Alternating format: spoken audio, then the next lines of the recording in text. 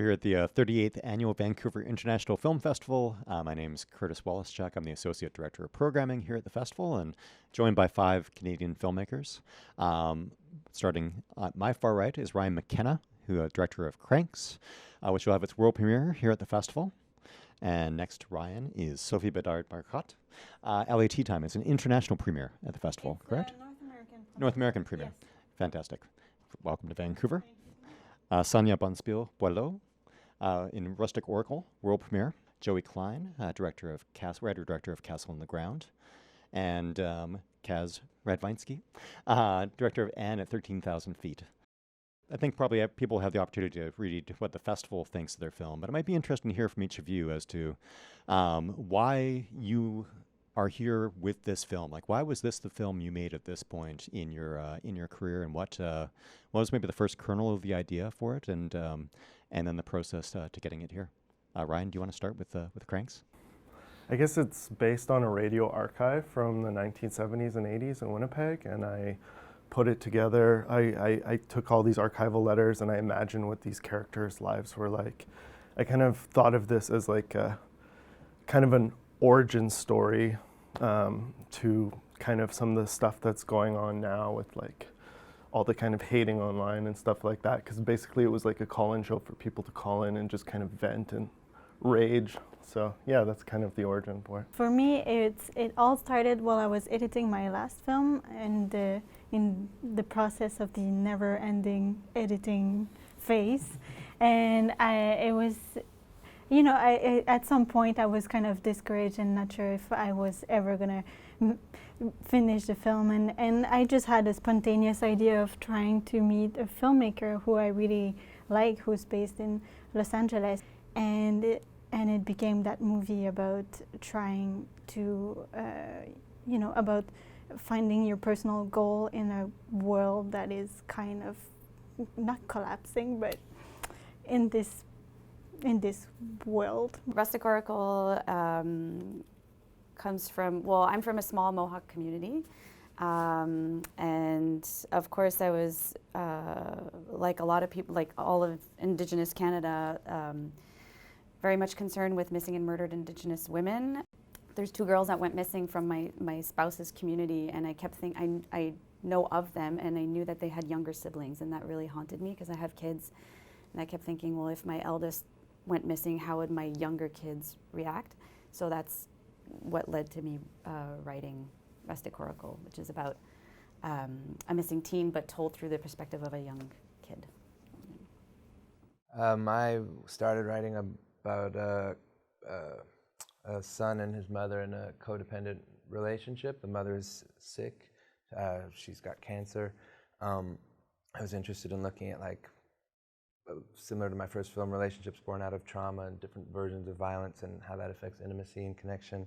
And just through the research and exploring addiction in, at first, a bit more of a metaphysical or supernatural way, just on my research and everything that I just have been around for a long time in my life just brought me to writing about what people call the opiate epidemic, and it's set in 2012 in Sudbury, where we shot, which was a turning point where the OD started spiking a lot when the fake pills started hitting the streets more and more. And just with research, and my father was an addiction specialist for many years, it just kind of became an undeniable story, I guess. I suppose this film started when Dara Campbell moved from New York to Toronto, and I've always wanted to work with her, so I sort of wrote this with her in mind. And then it's set at a daycare. My mom has run a daycare for 40 years, one of the largest daycares in Toronto. Yeah, my previous films, Tower and Hammer, almost sort of like non-actor performances, but with Dara, it's almost like she's exploring it too, or sort of looking for that inspiration in the character as well. And we shot this over a long period of time. Almost over the course of 2 years. So a lot of us just sort of learning from the character and rethinking it, chopping scenes, growing scenes, and just, so it was a unique collaboration. I haven't worked like that before. In Sophie, in your film, it's a road movie that goes from Yes. Montreal to Los Angeles. Mm-hmm. And there's a sequence where they're listening to the radio, and they're listening to a Robin song, but the song does not actually play No. because you could not afford the licensing for it. Exactly. So instead, they openly comment upon like how cinematic the song is, and how like the beat is coming in at just the right moment and things like this, Yeah. and Also titled. Yeah. and how much do you kind of rely, or how often did like the lack of resources kind of inform the film and allow you to take some risks with things as you were making it? And it's fun for me to play with that, and the film become a bit more playful, and I think it's something that I like to talk about, because it also talks about how we finance and appreciate art in our society. And did you have to find a lot of the film in the editing process afterwards? To me, to have like many months in editing was really precious. And for this film, we definitely didn't have that much time to film it.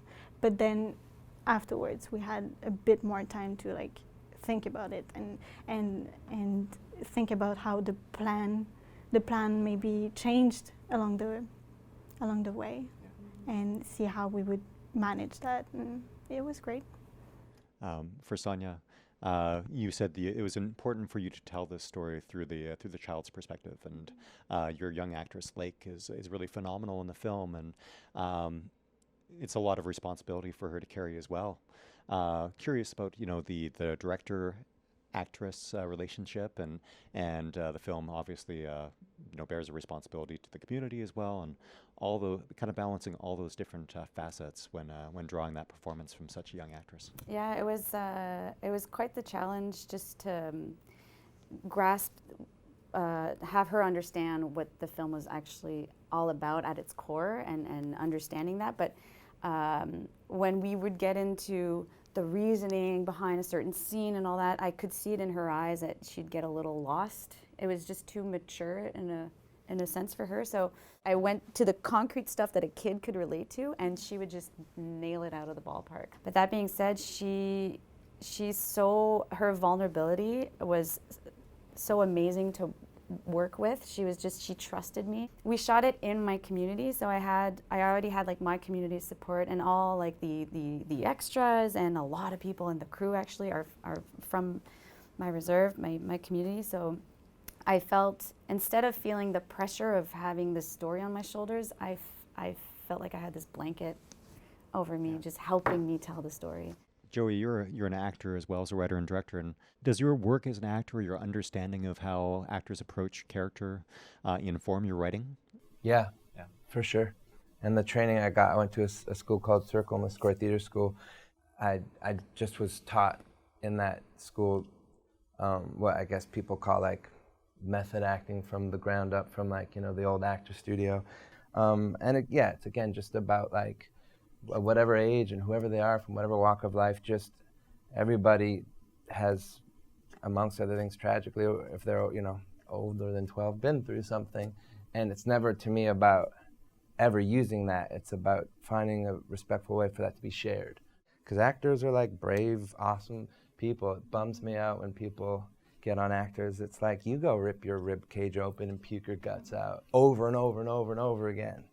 And I have had the privilege of working with actors who are not doing that thing that I think happens in TV, where they call it saving for the day.